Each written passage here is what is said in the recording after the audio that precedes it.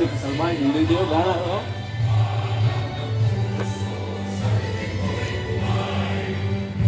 Galay bay. Dito sa Facebook, like Facebook. Pag-like sa Facebook. Kaya kamutin mo ba? Darong mo.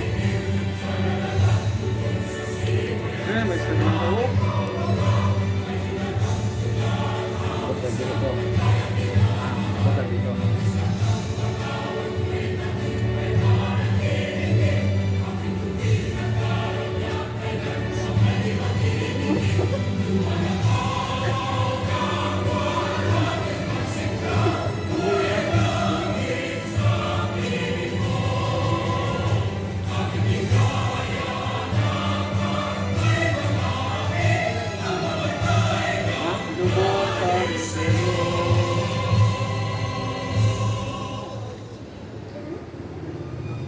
Manta ito mga bata. Toxology. Ha? Toxology.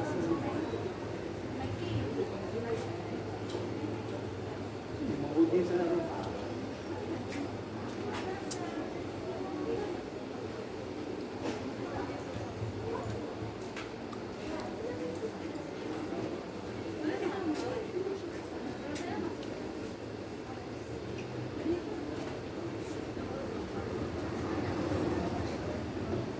Bal, mangumoro. Mangumoro. Ako hindi ta?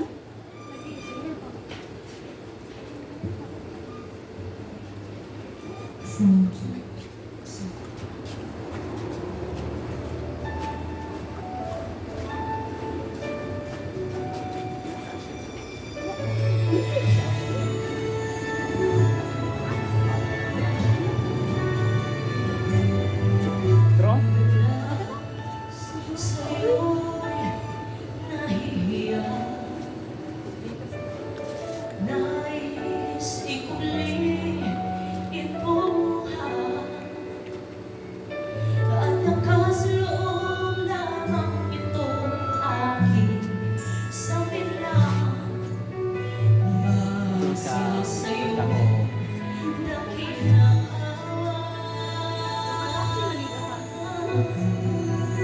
Nakasabot ka lang.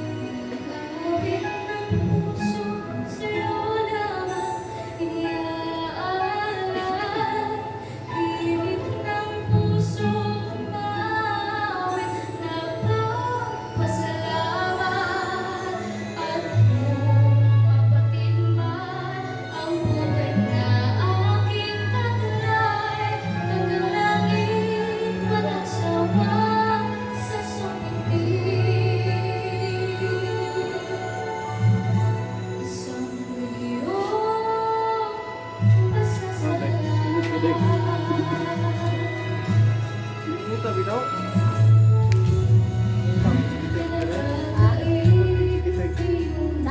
Bubot ting sige.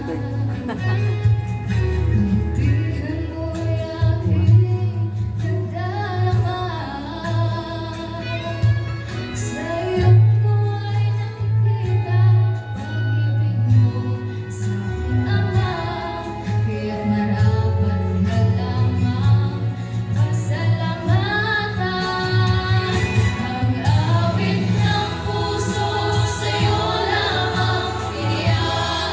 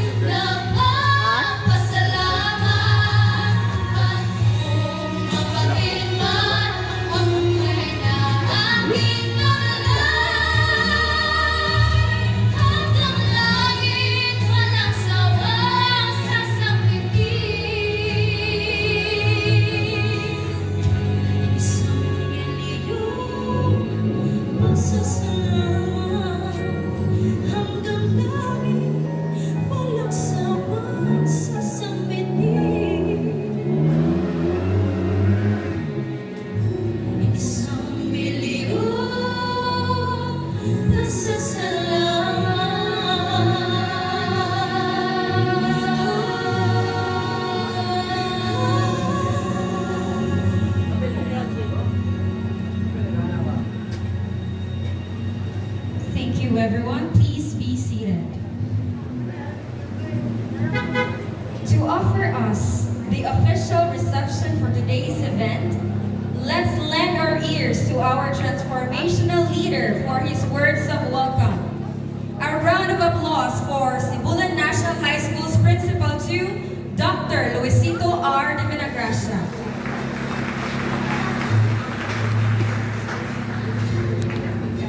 Phil Jackson has made it known. The strength of the team is each individual member. The strength of each member is the team. Ladies and gentlemen, I'd like to start this address by acknowledging the vision of hope for Sibulan National High School treasured progress.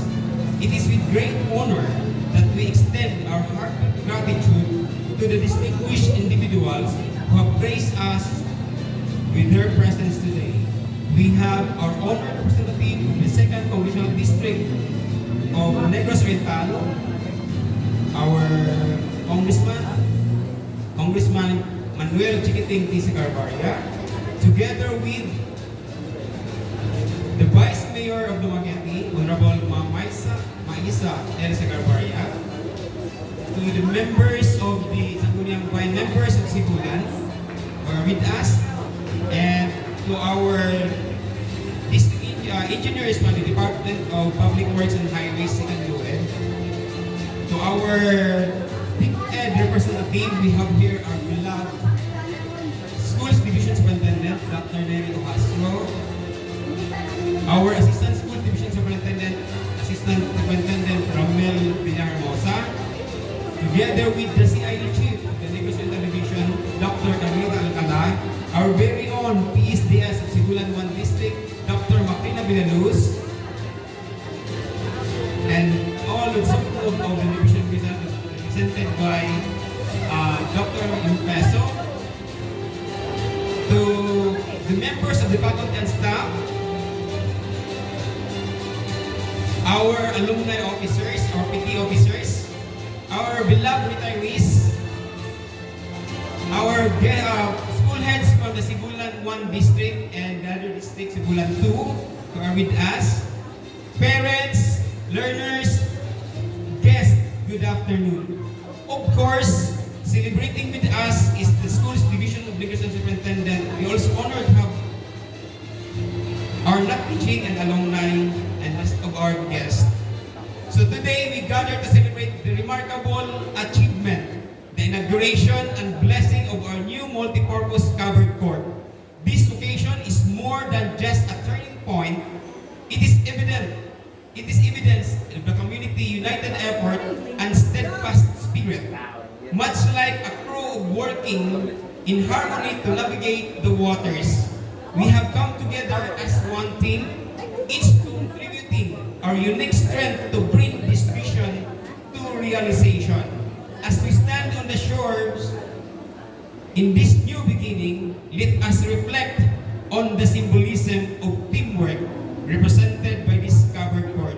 Just as a boat requires each rower to synchronize their stroke to reach its destination, this project required the dedication, cooperation, and support of many hands and hearts.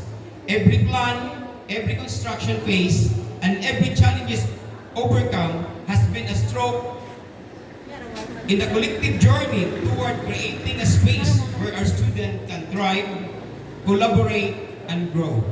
So ladies and gentlemen, as this day unfolds, let this ceremony as a reminder of power of unity and shared vision. Just as a boat move forward with combined efforts of its crew. So does our school advance with the strength of our community teamwork as we officially inaugurate and bless this multi-purpose court. Let us continue to row together, driven by the same spirit of cooperation and determination that has brought us here. Once again, welcome and thank you for being a part of this special day. Together, let us continue to navigate the future and achieve new heights, embodying the true essence of collective vision. Bugsay Sibulan National High School.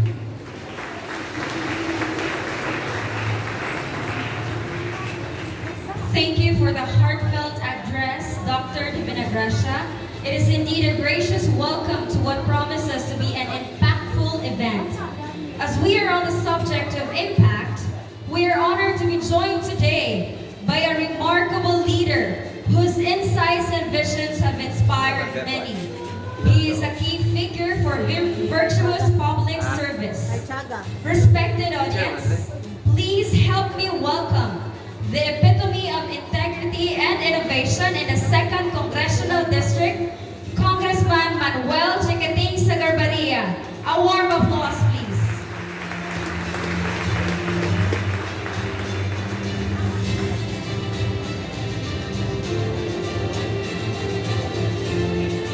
Our distinguished councilors of the municipality of Sibulan, they're all here. The handsome ones, the beautiful ones, and the not so handsome ones. The very healthy and the not very healthy. Our principal, Luisito Divina Gracia. My friend, I was the mayor of Dumaguete. He was the assistant school superintendent of the Dumaguete division. No other than Neri Ohastro. And to one and all, maayong hapon na itong tanan. Well, when I came in this afternoon at about 4 o'clock, 10 minutes past 4, I looked at the structure. Wow, what a difference when I was here about 5 or 6 months ago when we started, we had a groundbreaking in the development of a very beautiful, which we call multi-purpose center of Overgold. I knew there was some dancing that was happening here and they were under the heat of the sun. I said to myself, I hope today, we will not be under the rain. Because if we will be under the rain, we would have said, look, it's over. Mag-ulan ba ka o mag-init, na covered na tayo. Pakpak mo.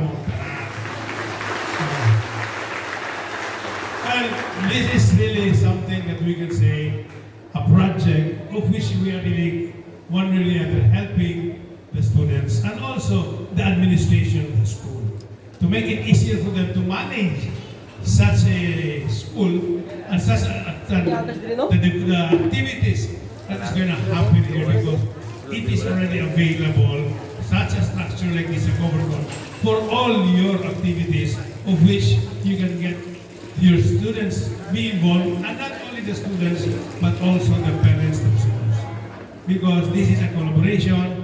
A school is not only for students, but a collaboration for everyone in the community to partner and make sure that the students will have a better future because of what the teachers, specifically the principal, in creating a very beautiful atmosphere for everyone to develop themselves, and especially the students. But as I was walking this afternoon, mura magatanong, sulit man ang inyong hangkuhan, inyong stage, lalo man ang nanduot dito. So, atong ayaw mo. Yay! Okay na ba? Hep, hep? Okay, I assure you, if not the later part of this year, we will ask resources from the province. If not, early of 2025, ato na rin school ko kabuho na ito rin. Ay, di, pasalawa ko, papatsadaon na ito rin. Kaya ang guwapo man ako. Okay na mo? So, ato rin, ato ko school rin. Kung nakita na ko na, marang third, na mura man ang drama pa. So, ato po nang ipasimento ito na. Once we do something, let's fix it well. Dili alang-alang. So I said to myself, well, I have to make some representations up in Congress to be able to look for the funds to fix all this. But I think, as I said to myself, before I open up my mouth, I go, kaya man, dili kaya mo ka ha? Kaya man, so they will be that. We are going to fix this next year. And not only that, it has been started here in Sibulan. I think this is the first Dennis, Eyes on the board. This is the first. The first, no? When that is the first, what comes next? Second, third, fourth, fifth, and it goes on, di ba? It's infinite, di ba? Is that fine that? It's infinite. Meaning to say, we can really develop all the school systems here in Sibulan with something like this for everyone to be able to use and be. Dr. Ohastro is here. He will say, Kong Chikiting, you will not be the congressman anymore. And the way I look at it is going to be your wife, who is now the vice mayor of Dumaguete. And I talked to my wife, if ever you make it as the next congressman, again, we have to continue what I have started for everyone to be able to benefit. No? And she answered me, thy will be done, she said. Okay? So again, congratulations to all of you. No? Maybe one way or the other, we will come back. We will come back. And it's going to be much more beautiful this time and much more helpful to the students that are studying here in your school, the Sibulan National High School. So again, let me cut it short.